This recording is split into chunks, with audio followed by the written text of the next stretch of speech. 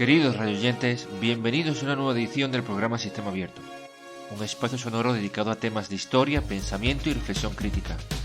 Un canal abierto a inquietudes, de investigación, de lucubración, con teorías y meditaciones para mentes inquietas y curiosos heterodoxos.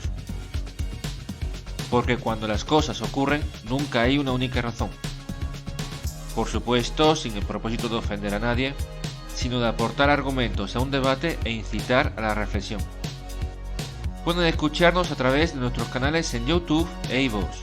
Y si gustan de la emisión, si es menester aportar algo, les invito a recomendarnos.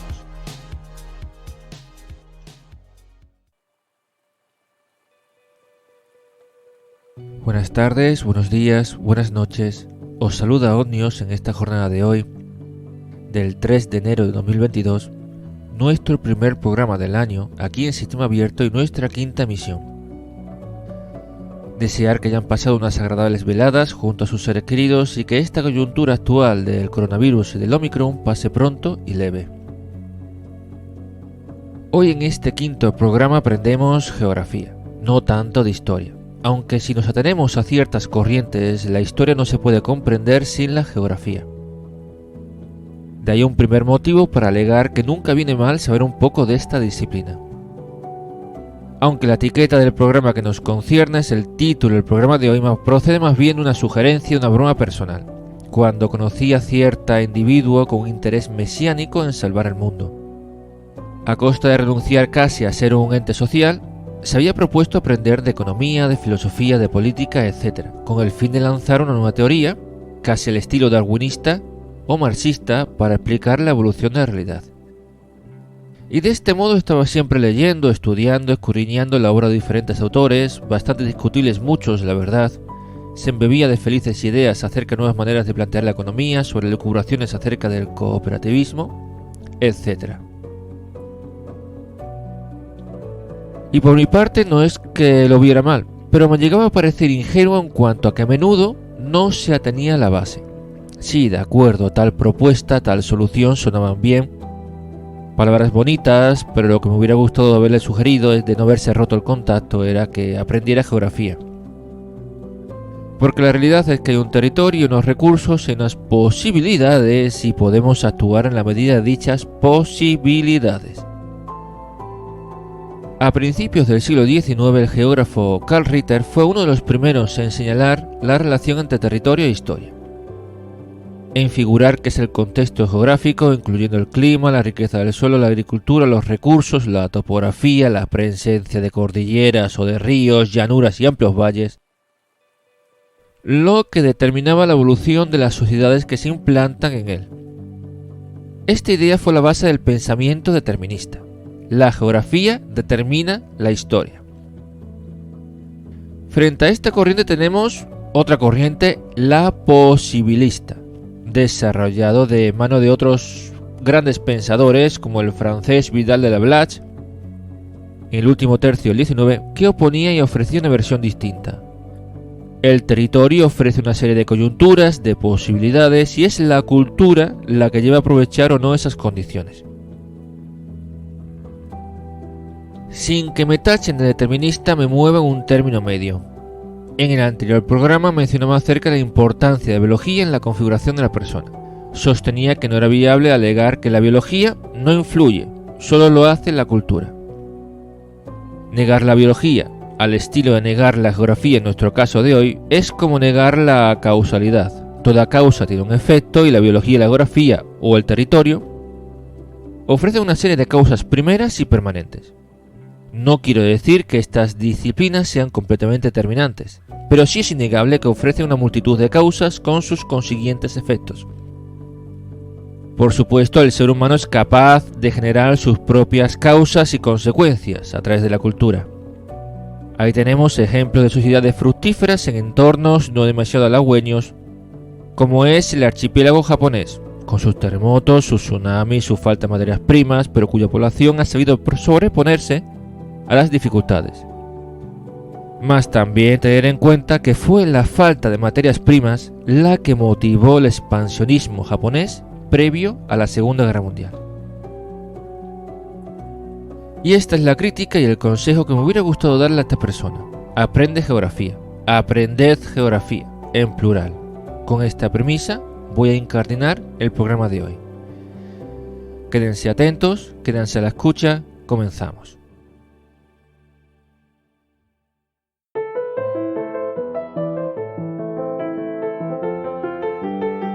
La topografía trata sobre el relieve terrestre, la climatología sobre el sol, el viento, la lluvia, las dinámicas atmosféricas, la geología de los tipos de rocas, la economía acerca de la gestión de los recursos y las actividades para satisfacer nuestras necesidades, la dafología de los suelos, la biología, la botánica, la ecología acerca de los seres vivos y los ecosistemas, el urbanismo de los tejidos urbanos, la politología de los sistemas políticos, la sociología de los hechos sociales, la manera de ser de las gentes.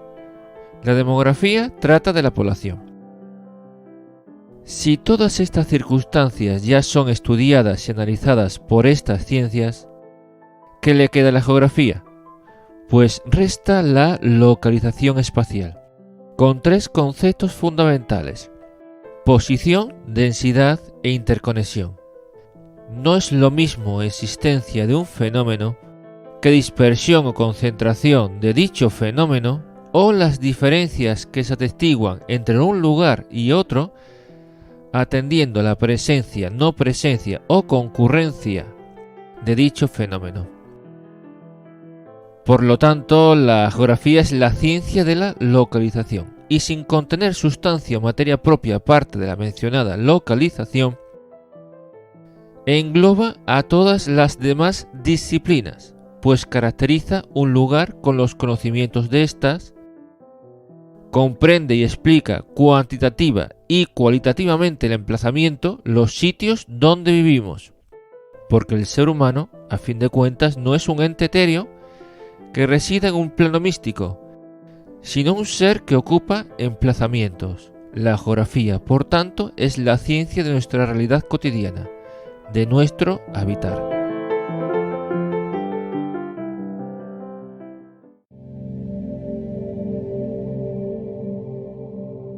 No es mi propósito dar una lección magistral y completa acerca de las potencialidades de la geografía. Eso llevaría toda una vida. En su lugar es poner tres casos de estudio, tres ejemplos donde mostrar la relevancia de la disciplina. Tres casos de estudio que se van a corresponder con tres escalas. Para empezar vamos a la escala local, aunque local puede albergar diferentes tamaños: pueblo, ciudad pequeña, ciudad media, gran ciudad. El fenómeno que enlazo con local es el de gentrificación. La palabra procede de la voz inglesa gentry, que fue un término que designó a aquellas personas de orígenes humildes pero que consiguieron enriquecerse por medio de la revolución agraria o industrial. Entonces, gentrificación, referido a la ciudad, define el proceso por el cual varios marginales o degradados son sometidos a un proceso de recualificación, mejorando sus condiciones. La gentrificación es un fenómeno que sobre todo ha venido afectando en los últimos 50 o 60 años. Voy a citar algunos nombres en España: el barrio de Chueca en Madrid, la Alameda de Hércules en Sevilla, el barrio del Born en Barcelona, también el Raval. Al principio del siglo XX eran barrios obreros, de gente trabajadora. Quizás la Alameda de Hércules gozara de un mejor postín, era el barrio de las tonadilleras y las amantes de los toreros. Pero con la generalización del automóvil se vio que eran zonas céntricas en los cascos históricos, de calles estrechas, de difícil acceso motorizado, y los que pudieron se marcharon, de tal manera que los vecindarios quedaron sometidos a la degradación. En los 70 y 80 eran los barrios marginales en el centro de las ciudades, los llamados barrios chinos, donde se concentraba la delincuencia, la drogadicción, la prostitución, etc. Eran las ciudades de muerte, utilizando el vocabulario de los situacionistas. Daba miedo pasear por sus calles, especialmente a partir de ciertas horas. Sin embargo, eran barrios integrados en cascos urbanos, relativamente cerca de zonas de prestigio y representativas, como son las Ramblas de Barcelona, la Gran Vía de Madrid y la Plaza del Duque de Sevilla. Aparte, eran zonas de suelo muy barato y viviendas muy baratas. Entonces, a raíz de los 90 sobre todo, con la terciarización de la sociedad, es decir, cuando los países desarrollados empezaron a basar su economía en el sector servicios, los profesionales cualificados y los intelectuales y artistas sin muchos recursos empezaron a adquirir inmuebles en estos lugares. Los barrios con esta afluencia de nuevos habitantes y sobre todo de residentes de gran creatividad se pusieron de moda y personajes de clases más pudientes se sintieron atraídos para adquirir más inmuebles y montar comercios estilosos. Finalmente, los ayuntamientos invirtieron en esos lugares, culminando la reconversión. Como resultado, hoy en día son destinos turísticos, destinos de compras, destinos de la intelectualidad y la contracultura. En general, no hace falta intelectualidad en el proceso de gentrificación. Si situamos una parada de metro bastante accesible en un barrio marginal, con un suelo muy barato, se engendrará una demanda de viviendas alrededor de él, de tal manera que se volverá objeto de especulación inmobiliaria. Como punto positivo, la gentrificación revaloriza y reconvierte barrios degradados y potencialmente peligrosos. Pero por otro lado, como parte negativa, tiene lugar una presión económica fundamentada en la subida de precios del suelo, lo cual provoca que parte de la población originaria termine marchándose al no poder sufragar los gastos nuevos. He asistido a asambleas donde los jóvenes que acaban de trasladarse a un barrio de estos que se estaban gentrificando discutían acerca de cómo evitar la marcha de estos pobladores, y entre las conclusiones se acabaron dilucidando que eran ellos mismos, su propia presencia con su deseo de residir en el vecindario, los que motivaban el fenómeno. Esto es un ejemplo de urbanismo desde abajo. La escuela de Chicago ya lo investigó en los 50, consignó que existía una competencia económica por los mejores suelos de la ciudad, de tal manera que las clases más favorecidas se quedaban con los más favorables y céntricos, exiliando a las otras clases de manera escalonada a posiciones menos ventajosas. Esto es un hecho ineludible, casi natural. Solamente un urbanismo desde arriba, desde el ayuntamiento, desde el Estado, con una planificación impuesta, podría evitar este tipo de transacciones. Pero el urbanismo desde arriba tampoco es fiable. Ya hablaré otro día de los casos fracasados.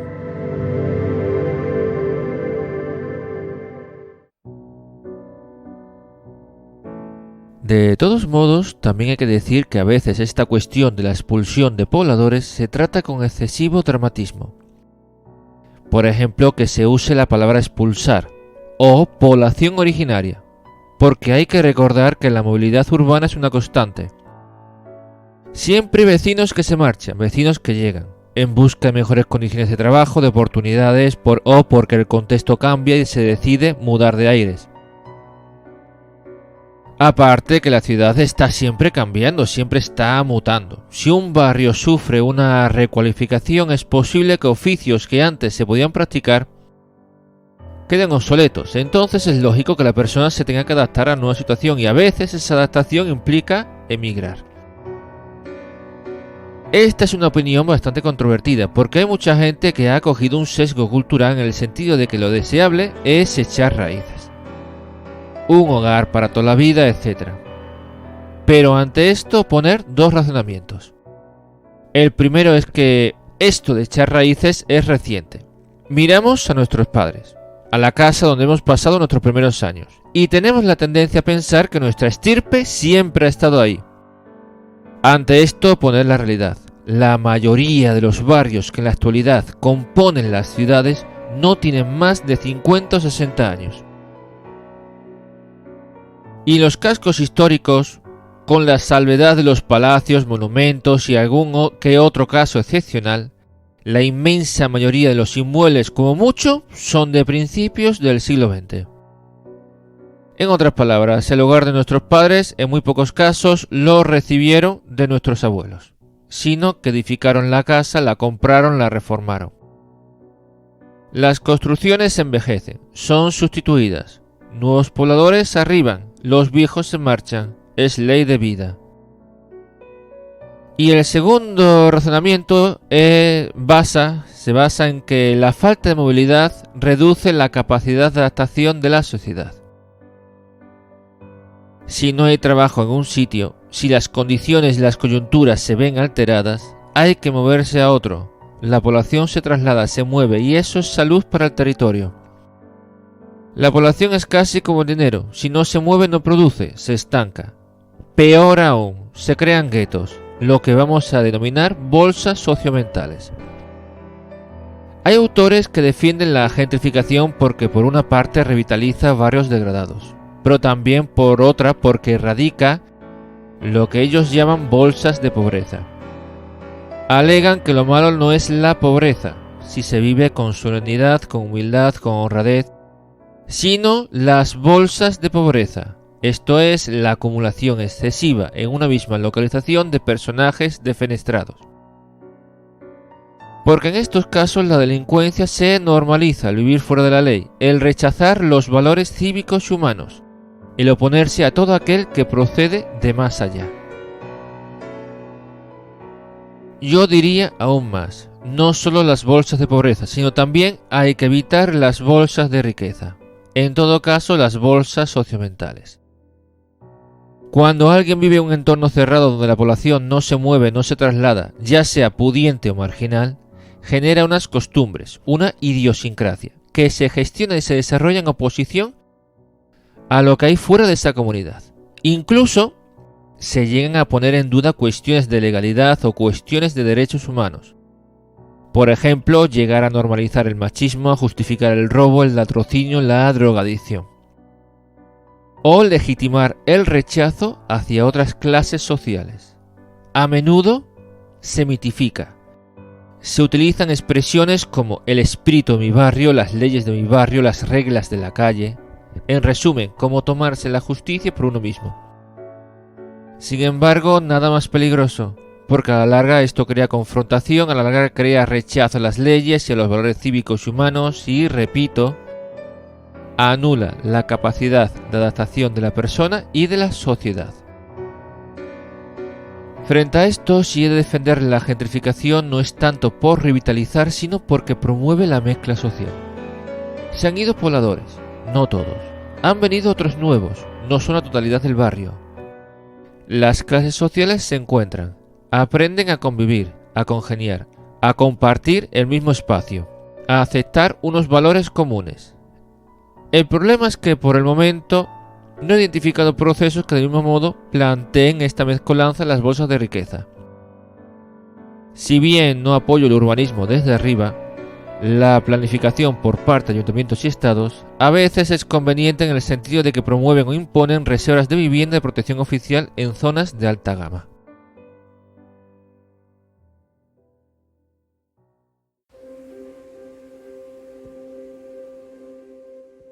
La segunda escala de nuestro recorrido geográfico es la escala regional estatal.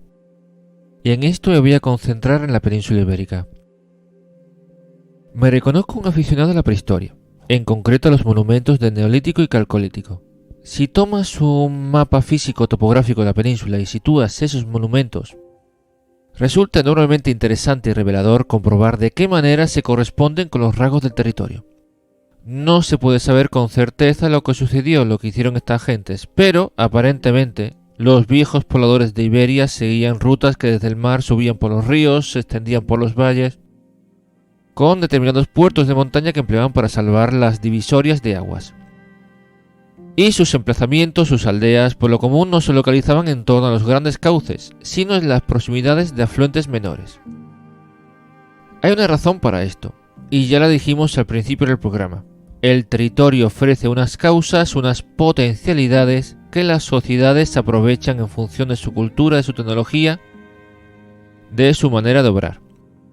En la actualidad, en las principales ciudades, los terrenos fértiles se hallan en las inmediaciones de los grandes ríos, como son el Duero, el Tajo, el Ebro, el Guadiana, el Guadalquivir. Pero en esos tiempos, en los que llovía bastante más, en los que el fondo de los valles estaban salpicados de zonas pantanosas con mosquitos que transmitían enfermedades como el paludismo, los emplazamientos buscaban terrenos menos fértiles pero más secos y seguros. Desde entonces han pasado milenios. El ser humano ha desecado los valles, ha roturado y conquistado sus terrenos feraces. Tenemos mejores medios, construimos carreteras, túneles y puentes que salvan cordilleras y accidentes. Y hemos creado unos límites imaginarios establecidos por convención llamados fronteras.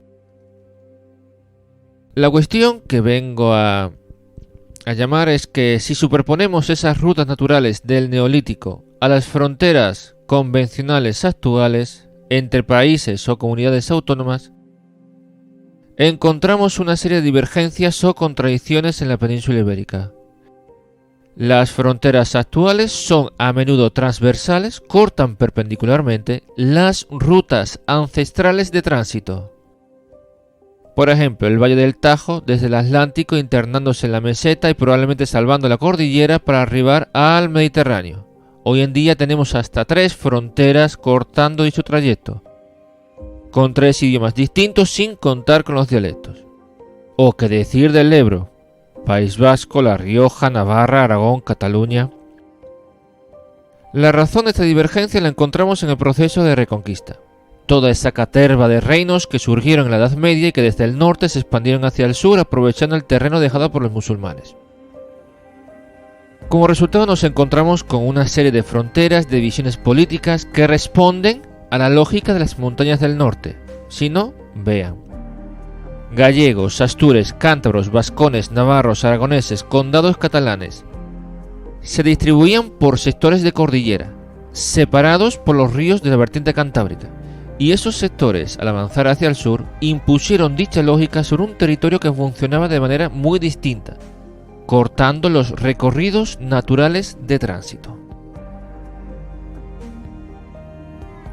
Una frontera no es algo baladí. Impone un límite, una cierta impermeabilidad. Imaginemos un territorio homogéneo. Podemos movernos por cualquier ruta y cualquier dirección. Pero ahora planteamos una frontera como un río, una costa, una cordillera, y esto supone una separación. Solo se puede salvar esa frontera por determinados nodos, como son los puertos, como son los vados o los puentes. La pregunta que vengo a plantear es, ¿hasta qué punto esto que he comentado, la divergencia entre fronteras convencionales y recorridos naturales en la península ibérica, nos ha podido afectar negativamente? Es algo que no se ha analizado, o hasta donde yo sé no conozco estudios que hayan examinado esta coyuntura. Por lo tanto, no tengo pruebas para confirmar la mencionada hipótesis. Aún así la lanzo. Y si la confrontación entre ruta natural y frontera política impuesta en la Edad Media es una de las razones de los males que azotan a nuestro país, asimismo a Portugal, con el que compartimos espacio.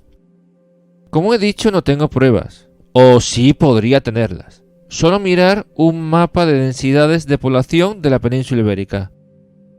Solo constatar los siguientes hechos. En Andalucía, las menores densidades de población se hallan en la frontera con Extremadura, con Castilla-La Mancha y Portugal. En Portugal, las menores poblaciones se hallan en la frontera con España. En general, la frontera hispano-portuguesa, con la excepción de la zona de Badajoz, como si fuera el vado de un río, presenta muy poca ocupación.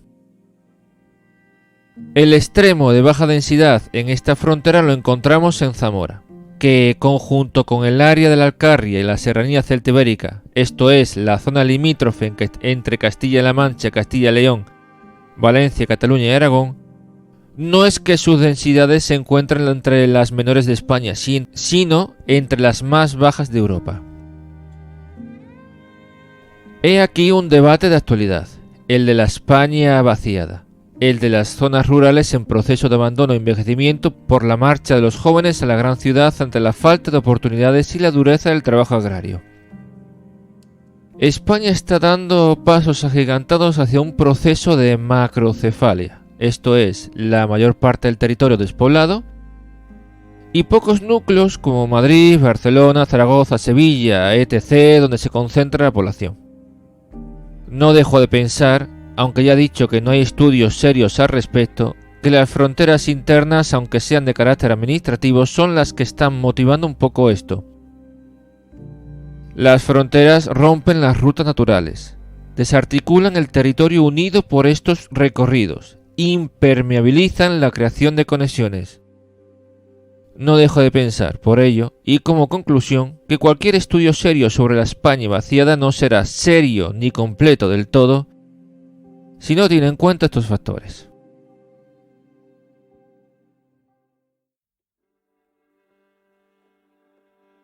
Por último, la tercera escala es la internacional, la mundial. A ella también voy a referirme con datos de población.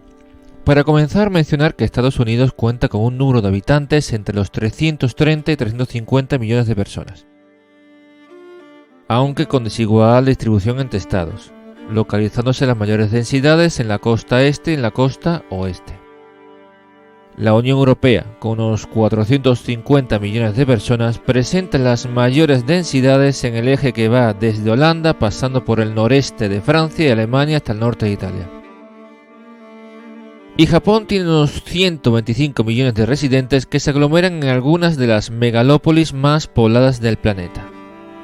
He comenzado con datos de estas tres zonas consideradas las tradicionalmente desarrolladas. Frente a ellas oponer los nuevos países industrializados, los países en vías de desarrollo como China y la India, especialmente China y la India, con poblaciones que superan los 1.300 millones. Es decir, cada uno de estos países por separado supera por sí solo la suma de habitantes de las tres zonas tradicionalmente desarrolladas. Si nos concentramos en China, está llamada a ser la potencia de las próximas décadas.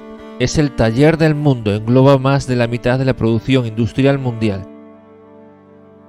Como razones de su éxito, su gran población, su altísima disponibilidad de mano de obra, sus bajos sueldos, sus limitadas exigencias laborales y un régimen estable que sofoca cualquier estallido de huelga, rebelión o insubordinación. Aunque China y la India siguen siendo países en vías de desarrollo, la razón es fácilmente comprensible. En la India, entre 500 y 600 millones de personas, esto es, más de las que viven en la Unión Europea, residen bajo el nivel de la pobreza. Respecto a China, aunque los datos son confusos debido a la escasa permeabilidad del régimen, se puede esperar un porcentaje algo mejor pero similar. En todo caso, cuando hablamos de China y de la India, hablamos de grandes números. Los números de China y de la India marean. Es tal su enormidad poblacional que una decisión como la tomada hace poco en China de permitir que los matrimonios tuvieran un segundo hijo supone vaivenes en la población equivalentes al total de la Unión Europea. Se dice pronto. Aún más, es tal la enormidad poblacional de China y de la India que se hace verdaderamente complicado predecir cómo va a ser el futuro, porque, como ya he señalado, cualquier decisión o transformación que afecte a tamaña población va a presentar un impacto tal que se torna dramático e impredecible. Suelo escuchar a gurús, a numerosos economistas hacer predicciones. Hay quien asegura que el capitalismo tiene los días contados, que la globalización tiene los días contados, que el futuro se halla en la renta básica universal porque como todo lo produce China, para que el resto del mundo pueda consumir van a tener que recibir un estipendio mínimo. Sin embargo, cualquier predicción que no tenga en cuenta los grandes números de China y de la India no deja de resultar poco seria. Porque solo suponer, ¿qué pasará cuando el nivel de vida de los chinos se incremente? Cuando sus sueldos se equiparen o al menos empiecen a parecerse a los de Occidente, cuando no sea tan rentable fabricar en China, cuando se vuelvan consumistas. ¿Habrá suficientes recursos? En concreto mencionar las tierras raras, ingredientes vitales para los móviles, que están comenzando a escasear. O imaginemos que las voces que claman por agotamiento sean exageradas. La cuestión es que si China o la India ven incrementado su nivel de vida, es posible que ni ellas mismas posean la industria suficiente para sostener la demanda de su población. Entonces el primer mundo se vería abocado a un proceso de desterciarización o reindustrialización o incluso re-ruralización. Es decir, se reduciría la importancia del sector servicios con una vuelta hacia el sector secundario o primario con el fin de producir para los mercados chino e indio. De hecho, se puede decir que esto está empezando a verse en un campo como el del olivar. Para sostener la demanda creciente de aceite de oliva, se están sustituyendo cultivos de todo tipo por superintensivos de olivos.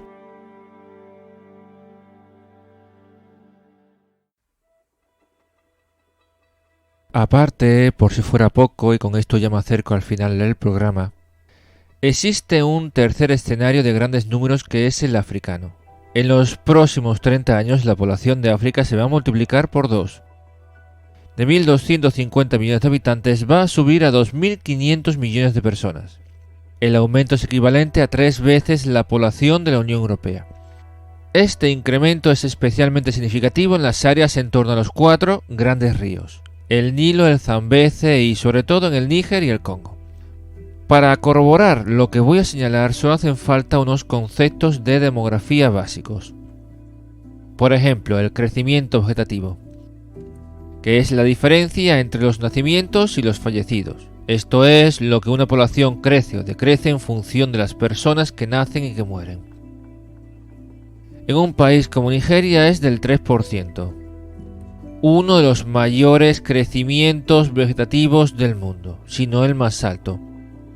Supone que si Nigeria tiene 200 millones de habitantes, y los tiene, su población aumenta del orden de 6 millones cada año. El segundo concepto, o más bien herramienta demográfica, es la pirámide de población, donde se observa la distribución de una población en función de la edad y del sexo. Volvemos a Nigeria, y se constata que el 40% de la población está por debajo de los 15 años de edad. En otras palabras, si Nigeria tiene 200 millones de habitantes y los tiene, se observa que 80 millones de personas no llegan a los 15 años. La juventud de Nigeria es casi el doble que la población total que hay en España. Las perspectivas de futuro se vuelven complicadas y harto inestables con estos grandes números, sobre todo ante las posibles catástrofes humanitarias que puedan darse. Nos estamos acostumbrando a ver las duras escenas de la inmigración que se depositan en las puertas de las alambradas de Ceuta y Melilla. Hace poco Europa tembló ante la avalancha de refugiados por la guerra de Siria. El debate es encendido y confrontado entre los que opinan de cerrar fronteras y por otro lado de abrirlas de par en par. Ante esto hay que señalar que los problemas migratorios actuales, por mucho que nos parezcan graves, no son nada comparado con lo que puede estallar en el caso de graves crisis en los escenarios de grandes números.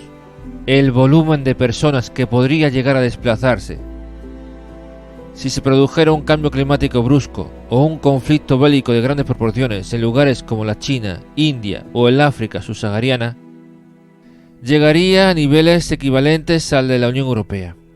Y ante volúmenes tales, por mucho que queramos ser bien intencionados, no hay estructura que lo resista. Pensando no en el apocalipsis, sino en un futuro pacífico, el fin de la globalización no es una opción, porque el volumen de personas actual en el mundo solo es sostenible gracias a la tecnología médica, agrícola, etc., con la que contamos y que permite alimentar a esa población. El fin de la globalización implicaría el final de la tecnología, la reducción de vacunas y alimentos, las hambrunas, las plagas y las consiguientes crisis humanitarias con sus emigraciones masivas. Pensando no en el apocalipsis, sino en un futuro pacífico, ahora mismo y bajo mi punto de vista la única solución que le veo es un cambio de paradigma de primer orden. El primer mundo es en el que vivimos y es algo que ya menciono por segunda vez, va a tener que tender hacia la desterrización y el regreso a los sectores primario y secundario. El primer mundo, lejos de tener que ser el acomodado, el privilegiado, el que recibe materias primas, productos manufacturados, de ser el lugar donde se consume y se vive bien, va a tener que empezar a producir para el segundo y el tercer mundo, con el objetivo de sostener esa población y esos números de tal manera que los cambios, si han de venir, no sean bruscos, sino lentos, pacíficos, moderados, sin emigraciones masivas. Con esta última reflexión llegamos al final del programa.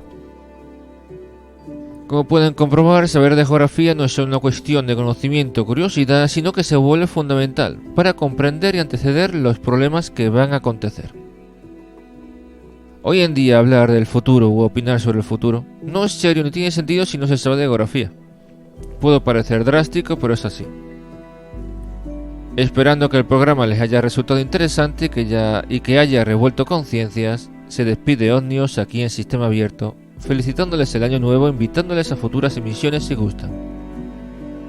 Buenas tardes, buenos días, buenas noches y hasta la próxima.